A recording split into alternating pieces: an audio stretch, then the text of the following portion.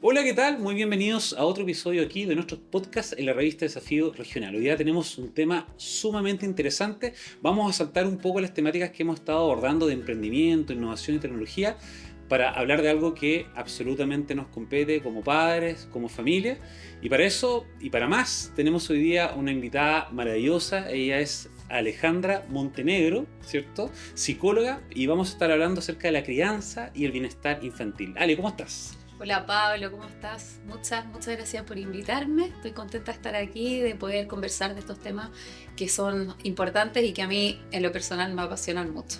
Absolutamente, gracias por estar aquí también, aquí en Desafío Regional. Ale, para poder introducirnos un poco las temáticas y para que el público también te pueda conocer, cuéntanos un poquito quién es Alejandra Montenegro y qué es lo que hace puntualmente dentro de las ramas que tú ves. Bueno, voy a partir diciéndote que soy mamá, que es algo que me identifica mucho y además que tiene mucho que ver también con mi trabajo. Tengo 3 niños y además soy psicóloga infantoparental. Eso significa que trabajo con niños, con sus papás, entendiendo, y porque yo creo mucho además que somos en base a con quienes nos relacionamos. Eh, Soy psicóloga, me gusta y trabajo en temas de crianza, acompaño a los papás en todos los desafíos que tienen que ver con la crianza. Tengo mi consulta particular, yo soy psicóloga clínica, pero además en mi experiencia laboral también me he involucrado en temas de educación, que también es un área que me apasiona harto. En el fondo yo trabajo con todo lo que tenga que ver en acompañar a nuestros niños y a nuestros jóvenes. Una pregunta que es bastante, suena simple, pero a su vez es compleja. ¿Cómo estamos hoy día en el desarrollo emocional, tanto en los niños y también en los padres? Porque, digamos, nadie nos enseña a ser papá, nadie nos enseña a poder trabajar con una familia, es algo que se va aprendiendo experiencialmente en el proceso. ¿Cuál es nuestra realidad hoy día? ¿Qué es lo que tú has visto? Buena pregunta. Mira, yo creo que estamos desafiándonos, ¿ya? Estamos interesados en aprender más porque el tema del desarrollo socioemocional es un tema que es bastante novedoso, ¿ya? O sea, en el tiempo y por lo menos en psicología es algo que se viene estudiando desde hace mucho tiempo, pero desde hace poco que, por ejemplo, hay estudios, hay investigaciones que avalan la importancia del desarrollo socioemocional y el impacto que tiene en el cerebro y en nuestros vínculos. ¿Y esto estamos viendo hace cuántos años aproximadamente? Yo te diría que 30 años más o menos, Ya, más o menos, como en términos de estudio. Y si uno lo piensa, claro, esto cuando nosotros éramos niños, claro. no existía tanta Absolutamente, investigación, absolutamente. ¿cierto? No existía tanta evidencia, tantos estudios. Entonces, cuando yo te digo estamos desafiados y motivados, lo que yo veo en mi trabajo es que cada vez hay más papás y más adultos que están interesados en el desarrollo socioemocional, que quieren aprender, que quieren saber más. Porque sabemos que es importante, sabemos que es muy relevante para los desafíos que se vienen en el mundo. Hay muchas organizaciones mundiales que hablan de la importancia del desarrollo socioemocional, pero es algo que no necesariamente nosotros tuvimos, ¿sí? De la forma en que vemos que es necesario hoy día. Entonces, cuando tú me preguntas cómo estamos, mi respuesta es: estamos desafiados porque es algo que los adultos no necesariamente tenemos como todas las herramientas y todo el conocimiento, pero sí queremos que nuestros niños lo tengan, ¿sí? Entonces yo veo que hoy en día se sabe mucho y se intenta como explicar mucho y hay un montón de cursos y hay muchos psicólogos que hablan de esto, y si tú te metes a las redes sociales vas a encontrar un montón de personas que hablan de este tema, porque veo que hay como hambre de saber, pero también veo que hay un gran vacío, sobre todo en los adultos. Hemos venido escuchando en los últimos años acerca del desarrollo de la educación socioemocional, pero también me imagino que esto tiene que ver con las generaciones, ¿no es cierto? Uh-huh. Con el tipo de generaciones y cómo los papás se enfrentan. Y particularmente, ¿cuál es la realidad que tú has visto aquí? Estamos hablando en la provincia o en la comuna de Santo Domingo. ¿Hay alguna diferencia con otras zonas como región metropolitana, por ejemplo? Y te puedo hablar desde mi experiencia, ¿sí? He trabajado en distintos lugares, Uh-huh. ahora ya llevo un año aquí. Y yo sí te quiero decir que hay algo alentador, Claro. ¿ya? Porque estamos en Santo Domingo, perdón, para situar a la, Sí, a estamos la en gente, Santo la comuna de Domingo, Santo sí. Domingo, claro. Y hay algo alentador, y es que yo creo que la realidad, por ejemplo, de esta comuna permite que hayan ciertas variables que, por ejemplo, en ciudades más grandes, como te voy a hablar de las que yo he trabajado, Santiago, Viña del Mar, están menos controladas y que pueden ser factores de riesgo, ¿ya? Por ejemplo, acá ocurre que existe la movilización, por ejemplo, es más reducida, entonces los tiempos se reducen y entonces eso hace que las familias puedan pasar más tiempo juntos, ¿sí?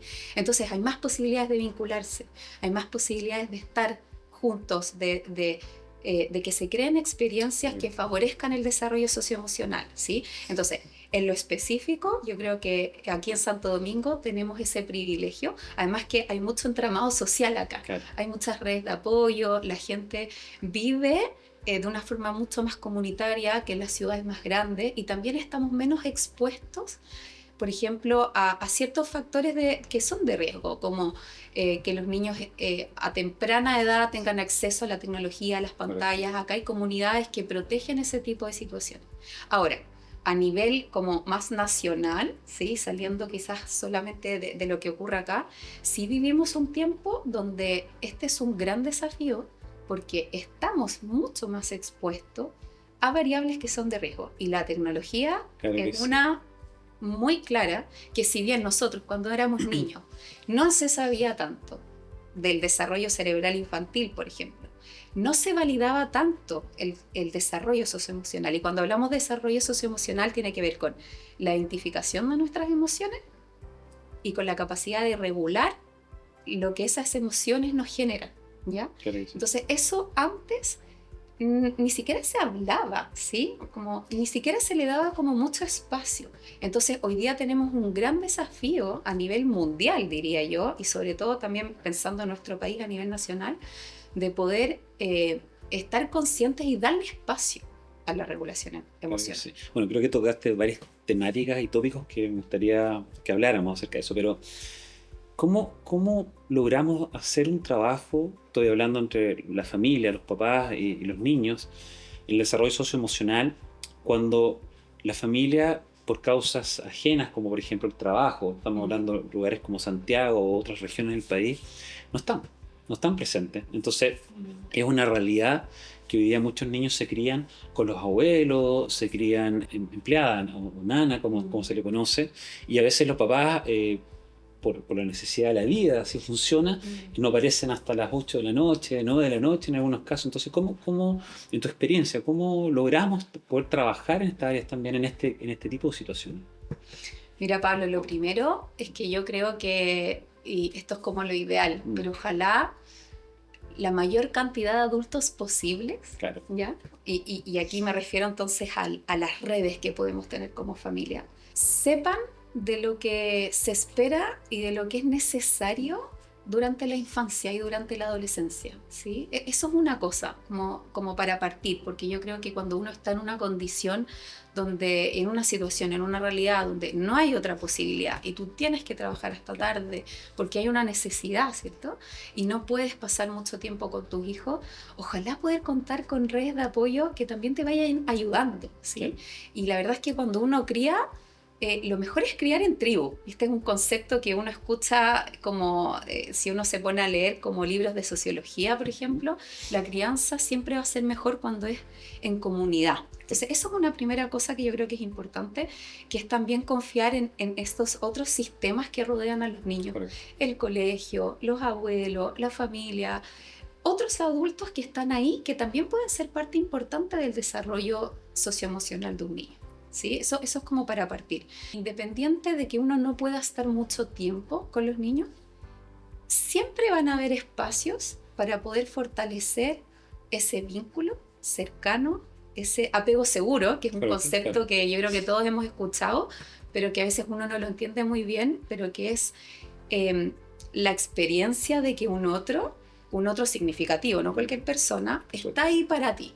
¿Ya? Es seguro y te permite salir al mundo y te permite vivir situaciones que a veces van a ser difíciles, que a veces van a ser estresantes, porque tú sabes que hay alguien que va a estar ahí para ti. Y esa experiencia no necesariamente uno la entrega estando mucho tiempo con los niños, sino teniendo momentos de calidad. Que sean de calidad. Correcto. Y ahí yo te diría que que claramente que si uno tiene más tiempo con los hijos y no trabaja hasta tan tarde va a tener más posibilidades, pero yo también veo papás que están todo el día con los niños, pero que no están, Claro. ¿sí? Y ahí, qué importante es la presencia, ¿sí? La presencia como significativa, que no solamente estar sin estar, porque hoy día estamos muy tentados y es muy fácil estar mirando el celular, Claro. estar conectados con otra cosa. Entonces, frente a tu pregunta, yo te diría que la respuesta es primero, como ojalá que todos los adultos vayamos haciendo, le digo a los papás, hagámonos expertos en los niños, en entender cómo es su desarrollo, cómo es su cerebro, qué necesitan, qué podemos exigirles, qué no podemos exigirles, ¿sí? Ser expertos en los niños.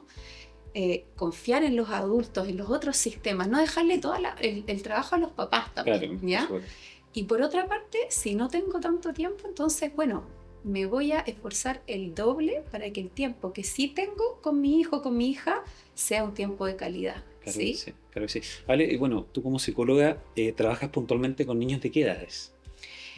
Mira, en esta definición de Ujú. psicóloga infantoparental, yo trabajo desde los 0, ¿sí? Que en el fondo cuando uno trabaja con niños chiquititos, el trabajo es más que nada con los papás, ¿sí? Hasta los 18. Pero mi mayor experiencia es en primera infancia, que es de 0 a 10. Ya, entonces centrémonos un poquito en la primera infancia. Quizás para las personas que están escuchando por primera vez acerca del desarrollo socioemocional, la necesidad de trabajar en los aspectos cerebrales con los niños, sus emociones o necesidades, ¿cómo podríamos definir cuáles son normalmente estas necesidades que más se tienden a trabajar, que más es lo que tú percibes y donde los papás o las familias o estas comunidades, como tú mencionas, necesitan este trabajo que va más allá de lo que ellos pueden hacer, donde entra un experto, como es tu caso? Yo te voy a responder como lo que a mí me toca ver en relación a la mayor como situación o problema que yo veo, ¿ya? Exactamente. Porque a veces los papás llegan y no tienen muy claro la necesidad. Claro. Entonces yo los ayudo un poco como a construir juntos cuál es el foco a trabajar. Entonces te voy a responder eso, ¿ya? Entonces lo que yo veo, Pablo, es que el mayor desafío para los padres hoy, durante la primera infancia y también después, pero vamos a enfocarnos en la primera infancia, es no comprender qué significa la infancia. Okay. ¿Ya? O sea, así como de simple, no saber qué esperar de nuestros hijos, no entender qué es lo que nuestros hijos debieran, cómo debieran reaccionar, si lo que está pasando con mi hijo es, entre comillas, normal, que yo le llamo eso normativo, como esperable según la edad que tienen. En palabras simples, es no saber no recordar, porque todos pasamos por eso. Lo que pasa es que el desarrollo cerebral también no nos permite tener todos los recuerdos en nuestra memoria de lo que vivimos cuando teníamos esas edades, ¿sí? Entonces, muchos papás llegan como perdidos de si lo que está haciendo su hijo o la expresión conductual que está teniendo claro, es esperable o no. Y lo que en general ocurre es que los adultos tendemos a exigirle a los niños mucho más de lo que ellos realmente pueden, ¿sí? Entonces, el mayor trabajo que yo hago con los papás es primero dedicarme como a enseñarles, ¿sí? Cómo es ser niño. Y no solamente desde la experiencia emocional, sino también desde, y este es un tema que a mí me gusta mucho, que es del desarrollo cerebral, ¿sí? Y los papás se sorprenden mucho porque cuando yo les explico, les digo, mira, el cerebro está inmaduro en estas áreas cuando tenemos esta edad. El primer desarrollo importante ocurre recién a los 5 años. Entonces, antes de los 5 años, ¿qué le podemos exigir a los niños? Entonces, los adultos a veces pensamos que los niños son como mini adultos, ¿sí? Y es impresionante porque de verdad que los papás, y yo me incluyo, yo también tengo 3 niños, a veces les exigimos a nuestros niños más de lo que nos exigimos a nosotros mismos, ¿sí? Entonces, cuando tú me preguntas como cuál es la necesidad principal, yo te diría que la necesidad principal, antes de partir cualquier trabajo, cualquier camino con un niño, es mirarlo y decir, ok, yo te conozco. Y no te conozco solo en tus características personales, porque también todos los niños son diferentes, sino que sé lo que está pasando en tu organismo, lo que está pasando en tu sistema nervioso, en tu cerebro, y con eso en la mente, es mucho más fácil saber qué hacer. Uno como papá, yo también soy papá, tengo una niña, eh, uno tiene que estar constantemente, claro, observando, aprendiendo y tratando de detectar, pero definitivamente a veces carecemos de estas herramientas para poder, si es necesario levantar alguna alarma, si es necesario entender que está pasando algo que va más allá de la normalidad del día diario, y cuando efectivamente nos damos cuenta que está esta alarma, bueno, ¿qué hacemos? ¿Cómo procedemos? ¿Cómo la ayudo? ¿Y cómo me ayudo? Y sin duda aquí hay harto que aprender. Hay un enfoque que tú estás trabajando, que déjame leerlo porque es la neurobiología y la terapia del juego. Sí. ¿Qué son y cómo funcionan?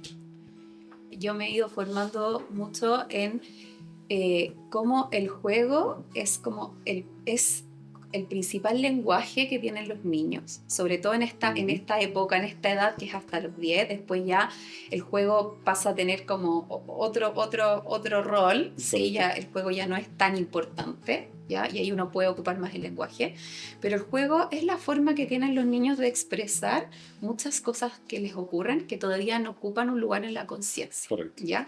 Entonces esa es una parte muy, muy linda. Ahora, ¿cómo se une el juego con la neurobiología? Los seres humanos tenemos un desarrollo en términos cerebrales que va progresando a medida que nosotros vamos creciendo, ¿sí? A medida que va creciendo nuestro cuerpo, el músculo del cerebro va madurando. El cerebro es el único músculo de nuestro cuerpo que cuando nacemos no está 100% maduro, ¿ya? Y entonces, como el cerebro es tan importante para que nosotros funcionemos y es lo que nos define de otros mamíferos, el cerebro necesita ciertas condiciones para que se vaya desarrollando óptimamente, ¿sí? Y para que este cerebro termine siendo un cerebro rico, ¿sí? Un cerebro como un músculo que está fuerte y que nos va a permitir tomar buenas decisiones en nuestra vida, que nos va a permitir reflexionar, que nos va a permitir relacionarnos con otro, leer nuestro contexto, y de todo eso se encarga una parte del cerebro que se llama corteza prefrontal, que es la última parte del cerebro que termina de madurar, ¿ya? La corteza prefrontal deja de madurar o madura hasta alrededor de los 25, 28 años. Así que hasta esa edad nosotros tenemos que seguir acompañando a nuestros hijos en estos desafíos de tomar decisiones, por ejemplo. Ahora, para que esto ocurra, lo más importante es que nosotros sintamos que vivimos en un lugar que es seguro. ¿Okay? Que estamos en un ambiente y que tenemos relaciones que son seguras. Porque si yo no me siento seguro, se activa otra parte del cerebro que sí está madura cuando nacemos, que es la amígdala.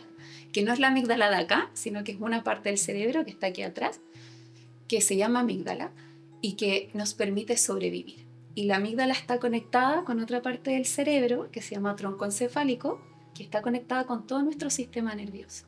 Entonces, si la amígdala siente algún peligro, que puede ser un peligro real, como por ejemplo que se pusiera ahora a temblar o viniera un terremoto, la amígdala nos va a alertar y va a hacer que nuestro cuerpo, que nosotros nos paremos, que nos movamos, que nos aseguremos, pero van a dejar de funcionar o vamos a dejar de tener acceso a otras partes del cerebro, ¿sí? Como por ejemplo la corteza prefrontal, porque no es necesaria, ¿ok?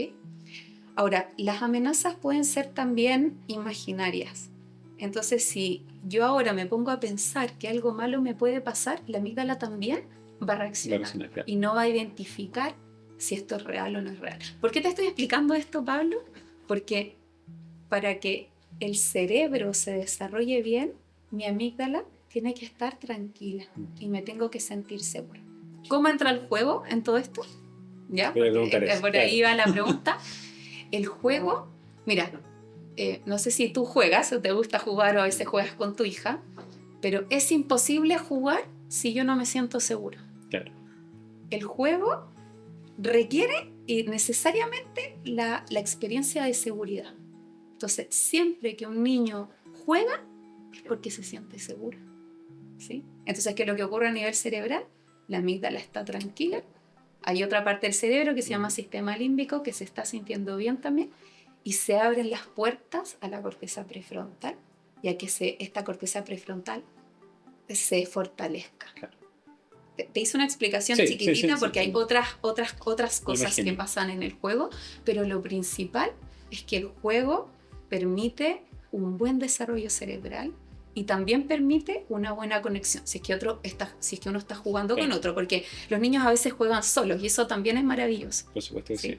Pero por eso es importante, me di toda esta vuelta para que un poco podamos entender que el juego es una experiencia necesaria durante la vida de los seres humanos, sobre todo en la infancia, que permite un buen desarrollo cerebral y a veces uno no se imagina esto. No, Pero por sí supuesto. importante es el juego. Pero para ejemplificar un poco cómo funciona esta terapia del juego, pongamos un caso, cuéntanos un caso en particular y qué tipo de juegos se hacen con los niños, en el fondo, durante cuánto tiempo, cuáles son los resultados que vamos viendo progresivamente.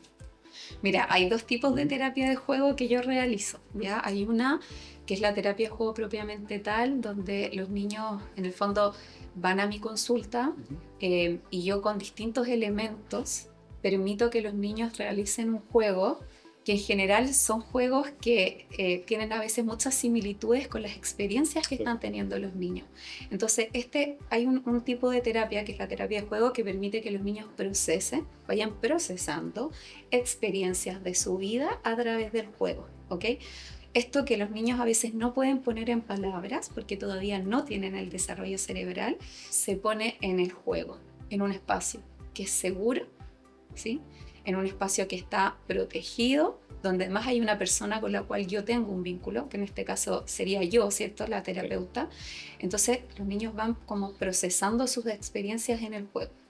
Esto requiere como de una explicación mucho mayor, Pablo, que no te he dado ahora, pero te voy a hablar de otro tipo de juego. Perdona, y esto estamos hablando de qué edades, ¿hasta qué edades? Esto se puede hacer en todas las edades, ¿ya?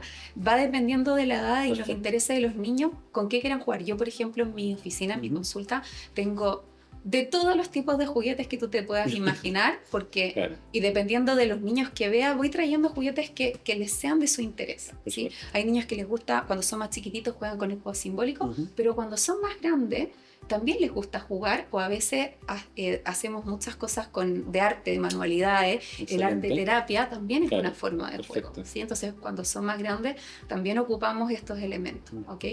Pero también hay otra característica del juego, que es un juego que no necesariamente requiere procesar algo, sino que es solo la experiencia de estar jugando, ¿sí? Entonces, te voy a dar un ejemplo. Yo tengo en mi consulta un canasto lleno de peluches, que son unos peluches, son animales que tienen peso, ¿ok?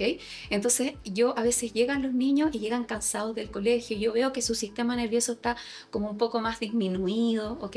Entonces yo le digo, ya, vamos a jugar a tirar los peluches. Y el juego puede ser solamente tirar el peluche a la puerta, y yo voy viendo cómo los niños de a poquito van activándose, se van riendo, ¿sí? Van disfrutando, van generando una experiencia de conexión conmigo que me va a abrir la puerta para después quizás entrar en temas que son importantes, ¿sí? Y fíjate que una experiencia así de simple hace que el vínculo se fortalezca enormemente. Entonces yo hago muchas, por ejemplo, sesiones de terapia de juego que son vinculares. Invito a los papás con sus hijos a jugar. Y yo le digo a los papás, no tengas la expectativa de que vamos a hablar de nada, solo vamos a jugar. Y eso, y de hecho, a veces hay procesos de terapia que son solo de jugar. Y luego yo me junto con los papás a conversar las cosas que son importantes, ¿sí? Pero para los niños la experiencia es jugar. Y yo también me doy, y en el fondo yo le explico a los papás todo lo que eso impacta o cómo eso impacta en el desarrollo cerebral de sus hijos. Oye, Ale, y entendiendo un poco lo que nos estás explicando, cuando una familia decide entrar en este tipo de terapia, ¿cierto? Y tú te enfrentas a la familia, a los niños, empieza este proceso, me imagino que hay un diagnóstico. ¿Cuánto tiempo dura aproximadamente? ¿Esto es un acompañamiento de meses, un año? ¿Cómo le damos un...? Me hiciste la pregunta que me hacen todos los papás cuando llegan, ¿cuánto va a durar? ¿Cuánto va a durar? Y yo te voy a responder lo que les digo a ellos siempre, y es depende. Depende de cada caso. Depende, Pablo, absolutamente. Pero sí te voy a dar una respuesta, un buen proceso de terapia. Yo te voy a estimar un tiempo. Sí, por supuesto.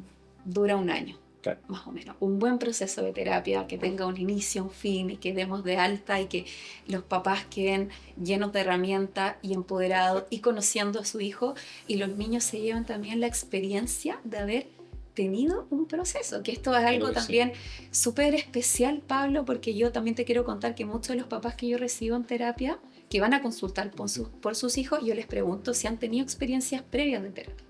¿Y cuál crees tú que es la respuesta más común? Que no. Claro. Por lo que hablábamos Exactamente, antes. Porque, otra forma de crianza. Sí, porque Claro. antes los que iban a terapia eran los que estaban, entre comillas, locos. Entonces es muy bonito pensar que nuestros niños están teniendo cada vez más experiencia de recibir ayuda, de ir a un psicólogo, de tener esta posibilidad, y cómo eso va a impactar en su adultez y en su forma quizás de ser padre y crianza. Ahora, Pablo, no me has preguntado esto, pero igual lo quiero decir para los que nos están escuchando: hacer terapia es un lujo, ¿ya?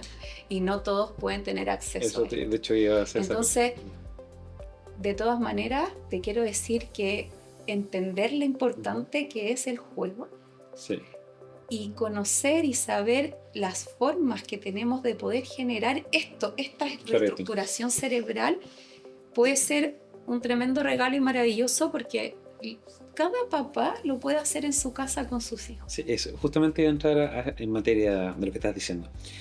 ¿Hay algunos tips que podríamos entregarle a algunos papás que quizás no tienen la forma de poder acceder a este tipo de terapia, pero que podrían de a poco quizás avanzar en su casa? ¿Qué podríamos entregar como tips?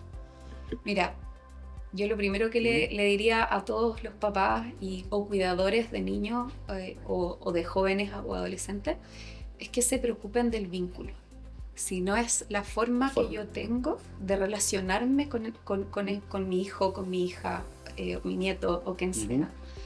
Y con el vínculo me refiero a la experiencia de que el otro se sienta cuidado, se sienta querido, sienta que hay un adulto que va a estar para él, para ella, sobre todo en los momentos de estrés.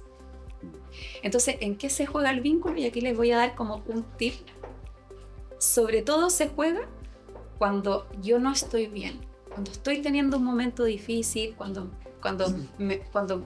hice una embarrada, cuando creo que lo único que van a hacer es retarme y me encuentro con un otro que me acoge, el vínculo se fortalece. ¿Okay? Y el juego, y no solamente el juego, sino que experiencias de poder pasar tiempos donde estemos conectados, claro que sí, y desconectados de lo que nos cuesta tanto desconectarnos, que son los celulares, que son las pantallas, que son los videojuegos. Y va dependiendo de la edad del niño de lo que podemos hacer. Por ejemplo, si tenemos niños chicos, podemos jugar algo tan simple como tirar un globo al techo y que no se nos caiga al suelo. Y ese momento va a ser un momento significativo. Si tenemos niños más grandes, podemos invitarlos un día a caminar por la playa. Y, por ejemplo, llevar preparado unas preguntas y conversar. O irnos a tomar un helado. Tener momentos exclusivos.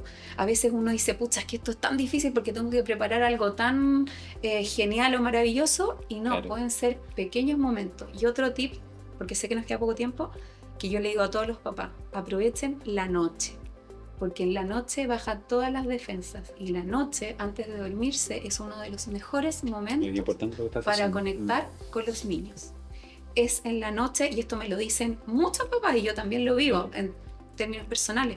Los niños te van contando lo que vivieron en el día. Y esto tiene una explicación, y es que en la noche todas las defensas y todo lo que nos mantiene alerta durante el día baja. Entonces ahí quédense con ese consejo. Interesante. Aprovechen la noche. A veces estamos apuros, decimos, ya acuéstate rápido. Dense el tiempo, claro, de quedarse un ratito en la pieza con tu hijo, meterte un ratito a la cama, preguntarle cómo estuvo su día.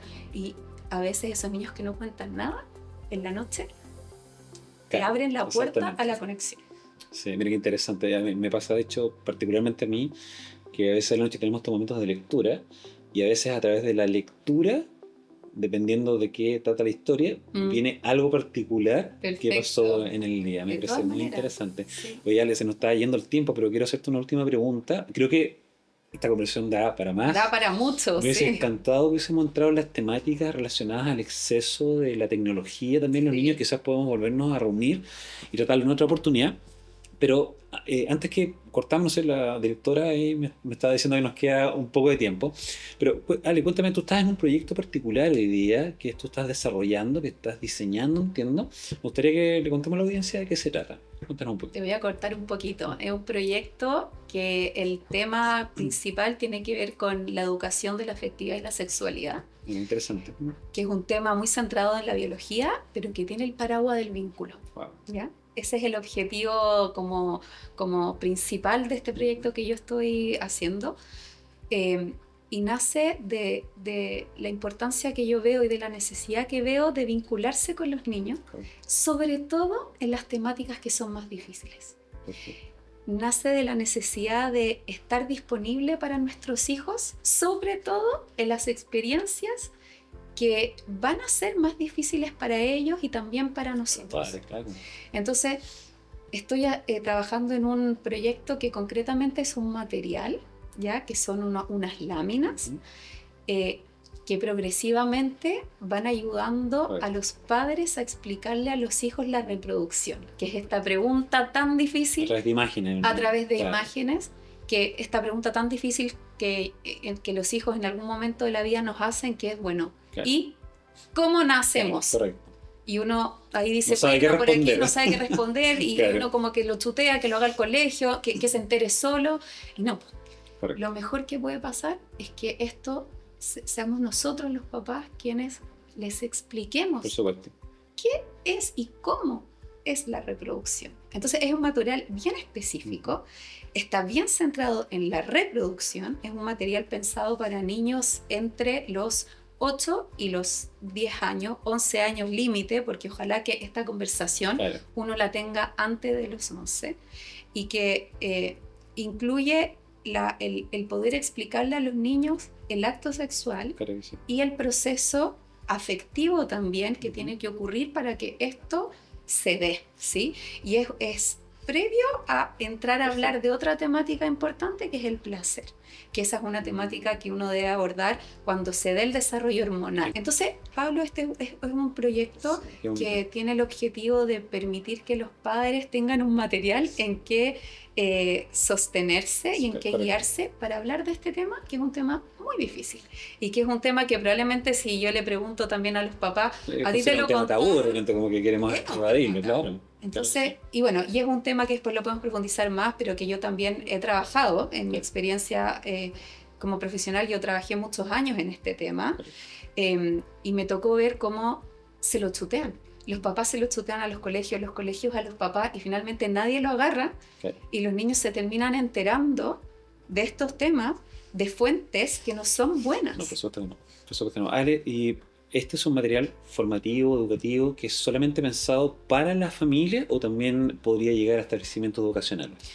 Mira, todavía está en proceso, está en el horno, no lo he sacado todavía. De verdad que espero que este año esté listo. Perfecto. Lo ideal para mí sería que este fuera un material que algunos colegios se vieran como interesados y que lo pudiesen usar. A mí me parece maravilloso. Ale, mira, estamos terminando el programa, se nos está agotando el tiempo. No sé si quieres decirle, me gustaría que le cuentes a la audiencia, aquellos que a lo mejor no te conocen, que a lo mejor necesitan ayuda en lo socioemocional, en los vínculos, específicamente lo que tú haces. Esa es tu cámara la que está allá, si tú le puedes contar cómo te pueden ubicar, tu Instagram, correo, por favor, la cámara ya es toda tuya. Ya. Bueno, ya me conocieron un poquito después de esta conversación. Yo soy Alejandra. Yo acompaño a los padres en todas las inquietudes y dudas que puedan tener. Me encanta que los papás vayan a la consulta porque eso habla de este interés, de querer apoyarse en otros y de querer siempre saber más para ser los mejores papás y mamás posibles para con nuestros hijos. Yo tengo mi consulta privada acá en Santo Domingo, pero también atiendo online a muchos papás que están en distintos lugares de Chile y también en otras partes del mundo. Me pueden contactar, yo tengo un Instagram que no ocupo mucho, Pablo, pero igual los que quieran pueden ahí a meterse, es ps.alemontenegro. Creo que era ese, después te lo puedo confirmar. Lo podemos colocar en pantalla, Después lo podemos poner en pantalla. O si no, me pueden escribir directamente a mi teléfono. Yo me contacto por el teléfono con los papás que me escriben, con mis pacientes, así que también lo podemos dejar ahí escrito, no tengo ningún problema. O a mi correo, que también lo podemos dejar ahí escrito. Perfecto. Así que invitados los que quieran a escribirme si tienen alguna duda o alguna inquietud. A mí me gusta mucho acompañar a los padres y a los niños, así que bienvenidos todos. Maravilloso. Ale, ha sido una maravillosa conversación, creo que da para mucho más, hay muchas temáticas que quedaron ahí en el tapete y que sería interesante volverlas a conversar, pero en principio quiero agradecerte por la experiencia, por compartir estos tips y que importante es aprender sobre el desarrollo emocional de nuestros hijos, la crianza, el vínculo, que definitivamente hoy día con todo el ajetreo, la vida, con todo el estrés y todo lo que vemos que sucede, debemos darnos tiempo de escuchar y estar presente. Así que me parece maravilloso. Así que te agradezco por haber estado en el programa. Gracias a ti. Y nos vemos en otra oportunidad, ¿no es cierto? De todas maneras. Muchachos, nos vemos en otro episodio de podcast aquí en tu revista Desafío Regional. No te olvides de seguirnos en nuestras redes sociales y visitar nuestro sitio web en www.desafioregional.cl. Nos vemos. Adiós.